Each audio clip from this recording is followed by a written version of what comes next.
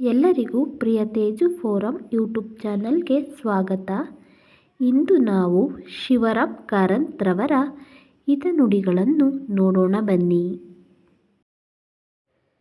ಮನುಷ್ಯ ಬೆಳೆಯುವುದು ಯಾರ ಆಶೀರ್ವಾದದಿಂದಲೂ ಅಲ್ಲ, ಸ್ವಪ್ರಯತ್ನದಿಂದ. ಯಾವ ಹರಕೆಯಿಂದಲೂ ಅಲ್ಲ, ತನ್ನ ನಡೆನುಡಿಗಳಿಂದ. ನಮಗೆ ಅದು ಬೇಕು ಇದು ಬೇಕು ಎಂದು ಅನ್ಯರನ್ನು ನಿರೀಕ್ಷಿಸಿದರೆ ಫಲವಿಲ್ಲ. ತೋರಿದರೆ ನಿನಗೆ ತಿಳಿದದ್ದನ್ನು ನೀನು ಮಾಡು. ಕಾಲ ಹಿಂದಕ್ಕೆ ಚಲಿಸುವುದಿಲ್ಲ. ಅದರ ಜೊತೆಗೆ ಹೆಜ್ಜೆ ಹಾಕದಿದ್ದರೆ ನಾವು ನಿಂತಲ್ಲೇ ನಿಂತಿರುತ್ತೇವೆ. ಯಾರು ಪ್ರಪಂಚದ ಸುಖವನ್ನು ಹುಡುಕುತ್ತಾರೋ ಅವರು ತಮ್ಮ ಸುಖವನ್ನು ಹೆಚ್ಚಿಸಿಕೊಳ್ಳುತ್ತಾರೆ. ಯಾರು ಸಾವಿಗೆ ಅಂಜುವುದಿಲ್ಲವೋ ಅಂಥವ ಬದುಕಿಗೆ ಹೆದರಬೇಕಿಲ್ಲ, ಅಂಥವನು ಬದುಕಬಲ್ಲ.